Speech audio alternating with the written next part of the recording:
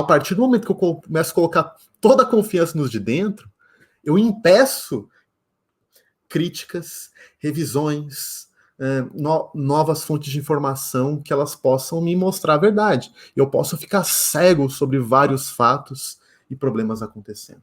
Olá, eu sou o Victor Fontana, esse aqui é o meu canal, ele pode ser um pouco seu também, para isso você já sabe, se inscreva aqui nesse canal, participe dessa comunidade também com os seus comentários e o seu like, compartilhando os vídeos deste pequeno espaço na internet. Você acabou de ver um trecho de uma entrevista que eu vou exibir agora, falando sobre como a gente é influenciado pelos grupos dos quais a gente participa e muitas vezes nós somos levados a informações ruins, porque confiamos demais naquilo que aquele grupo diz. A entrevista, na verdade, o conversa, o painel, um bate-papo com o Marcelo Cabral, com o Thiago Pereira, lá na ABC2, o contexto é o destaque ABC2 da semana passada, mas esse trecho da conversa estava tão bom que eu resolvi trazer aqui para o canal. Nessa conversa, o Marcelo Cabral, que é filósofo de formação, traz a indicação de um livro que eu vou deixar aqui na descrição. Você vai ver ele falando de um livro, a hora que ele fala, você já sabe que o link para o livro está aqui na descrição desse vídeo, você pode dar uma olhadinha na descrição que tem o link para ele se você quiser adquirir o livro. Então, fique com o Marcelo Cabral e Thiago Pereira e o nosso bate-papo a respeito de informação e como lidar com o melhor tipo de informação. Ô, Victor, deixa eu colocar em cima disso um termo filosófico que é engraçado, mas é sério, né? Como vocês sabem, pessoal, em todos os campos de estudo existem certas publicações ou livros que eles viram meio paradigmáticos. Né? E nessas discussões na filosofia, no campo de teoria do conhecimento, teve uma publicação em 2005 de um livro que chama On Bullshitting. On Bullshitting. Que é uma expressão que pode ser usada como palavrão. Mas no Brasil, para o português, essa expressão tem sido traduzido como falação de asneiras. Abobrinha, a típica abobrinha. Mas assim, nos artigos o pessoal traduz como falação de asneiras. E é impressionante pelo seguinte, porque ele fala desse processo acontecendo, vai narrando. E ele pega uma expressão, que é uma expressão do uso popular, na fala do inglês, e transforma num termo filosófico, dá definições elaboradas. Mas isso é importante, porque ele fala o seguinte. Então o Victor começou a falar desse artigo, falou assim, mas esse artigo não vale nada. Essa revista aí, ninguém lê ela. Marcelo, você está baseando suas afirmações em quê? Eu só estou gritando, não estou baseando em nada, mas as pessoas podem acreditar, porque eu posso ser, uma figura importante, seja mediaticamente, politicamente. Então eu vou falando asneira, eu não me importo se o que eu falo tem alguma base ou não. Essa revista aí ninguém lê. Quem acredita nisso? Né? Isso é coisa, isso é coisa de ou coxinha, ou de mortadela, e eu falo assim, dependendo do público que eu quero mover, eu faço algumas afirmações genéricas, eu falo forte, eu falo com confiança, e pronto, eu estou falando asneiras, o inglês é um bullshitting. E pronto. E tem pessoas, e o impacto que esse tipo de postura, aí que é o negócio, gente, está tendo não só no tiozão do Zap, mas na formação de políticas públicas, na eleição de figuras na decisão de rumos para levar países para certas áreas ou outras. Né? Tem estudos mostrando, por exemplo, que toda a disputa do Brexit, da saída do Reino Unido da União Europeia, essa questão da falação de asneiras, do bullshitting, teve um papel importantíssimo. Então, o que está acontecendo? Isso é para a gente discutir, que não só as discussões de WhatsApp, mas as decisões políticas importantes, que tem a ver com o seu bolso, com a minha saúde, com a nossa vida, está sendo baseada em falação de asneiras. Isso é um fenômeno fundamental para a gente prestar atenção. E como que a gente tem que lidar com isso daqui em diante?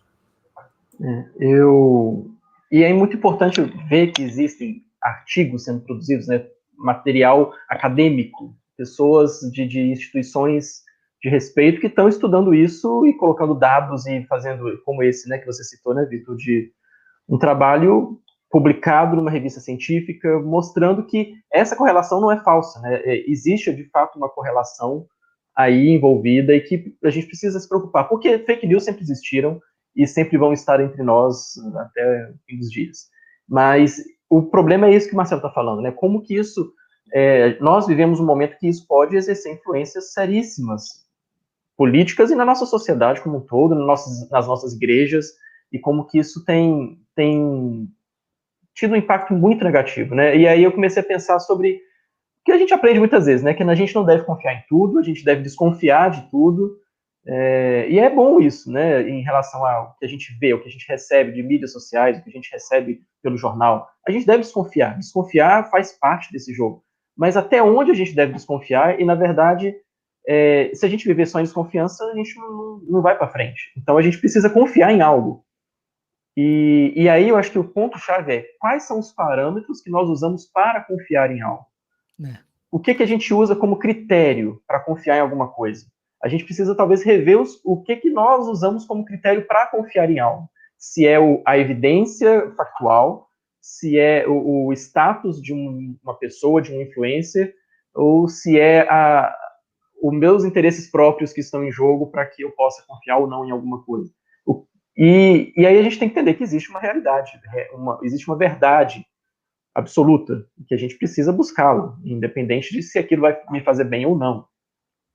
Sim, você falou de fazer bem, Thiago, e independentemente daquilo me fazer bem ou não, e aí me lembra uma outra coisa, né? Além dessa pesquisa no online, teve uma outra divulgada também recentemente, que aí são pesquisadores da Federal de Minas, junto com, deixa eu ver, vou checar aqui para não falar besteira, com a Federal de Pernambuco e com a UNC, a Universidade da Carolina do Norte.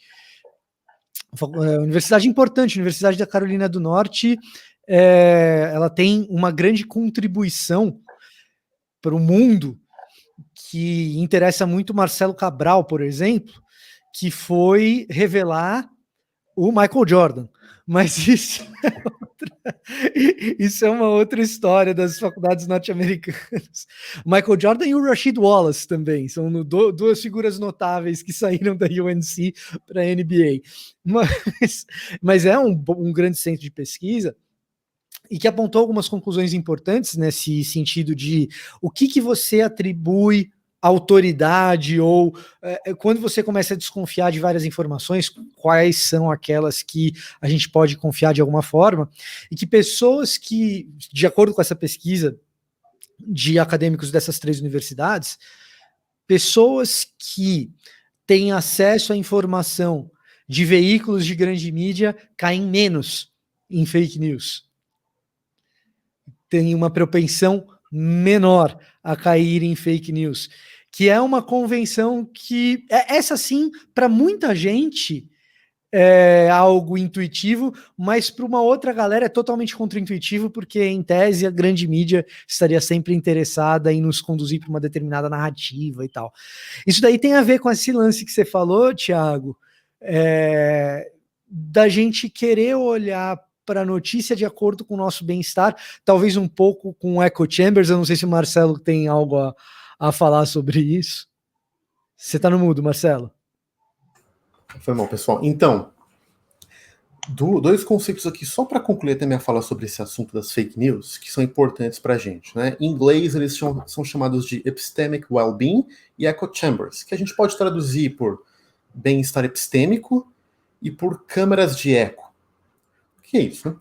Então, eu disse para vocês agora há pouco que todo esse clima que a gente vive de bullshitting, de fake news, tanto as fake news que tentam afirmar uma mentira como se fosse verdade, como aquelas que tentam acabar com qualquer noção de verdade, elas geram na gente desconfortos. Tem uma tendência humana, a gente pode dizer até psicológica nossa, de assentar nossa mente em alguma coisa. A gente precisa conhecer as coisas, né? Você quer saber sobre o estado das coisas, o estado de como está funcionando o mundo, do que está acontecendo, do que não está acontecendo. A gente precisa disso em alguma medida. Então, quando a gente está nesse ambiente, fake news, bullshitting, a gente vai tendo uma perda de bem-estar epistêmico. De modo muito breve, gente, pensa aí. Existe o bem-estar físico, que você está sentindo bem com o seu corpo, não está doente, não está machucado, está dormindo bem, está com bem-estar físico relacionado ao seu corpo. Tem também o bem-estar emocional, relacionado aí, você está bem com as suas emoções, não tem nenhum grande trauma que você não consegue lidar, né? Não está sofrendo de crises de pânico, ansiedade. Isso tem a ver com um bem-estar emocional muito importante para a gente.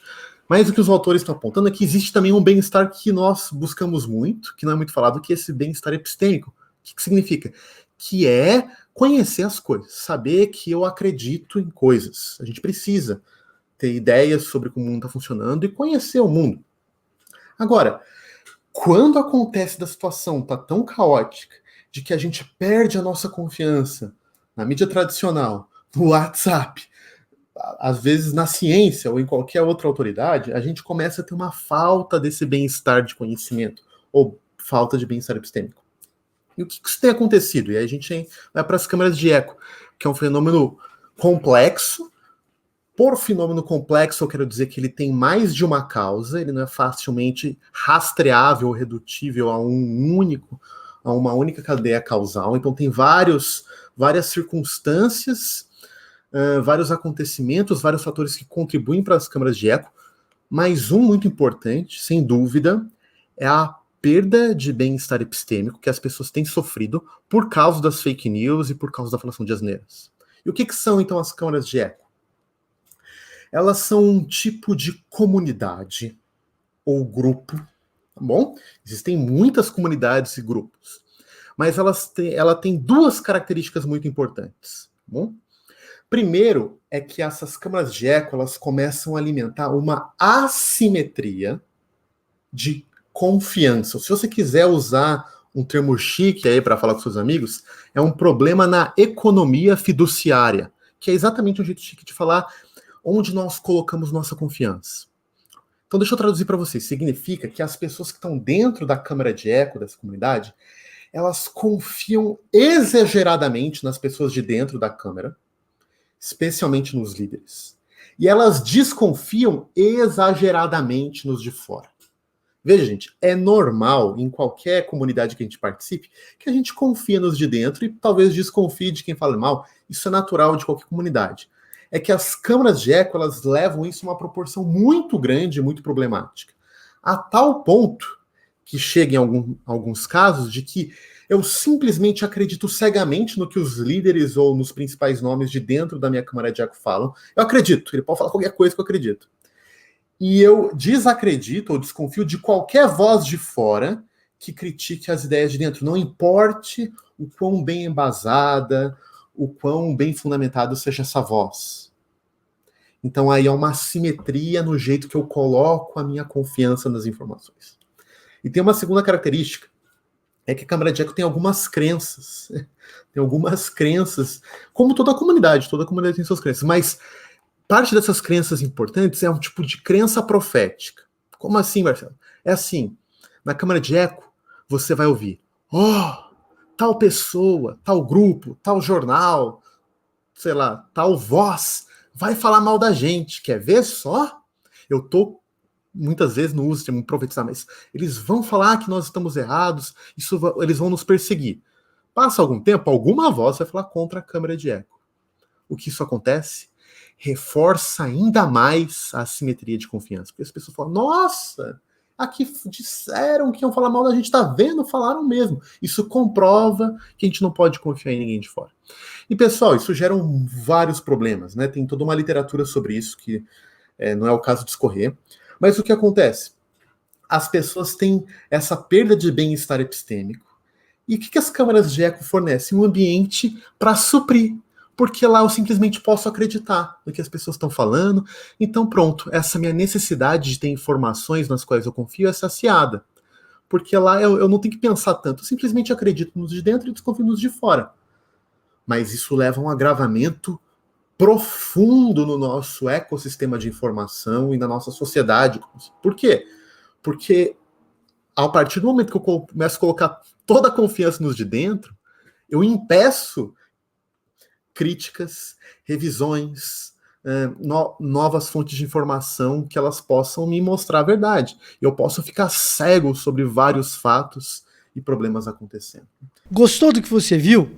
Essa entrevista está na íntegra lá no canal Cristãos na Ciência. Você pode ir para lá, assistir o vídeo inteiro e também se inscrever lá. Toda semana eu tô lá também falando sobre ciência, fé, divulgação científica, enfim, dá uma olhadinha lá porque eu tenho certeza que você vai gostar do conteúdo. E também não se esqueça de se inscrever aqui nesse canal e dar uma passadinha na descrição que tem links para você aprofundar o seu relacionamento comigo, tá bom? Eu vou ficando por aqui e até a próxima!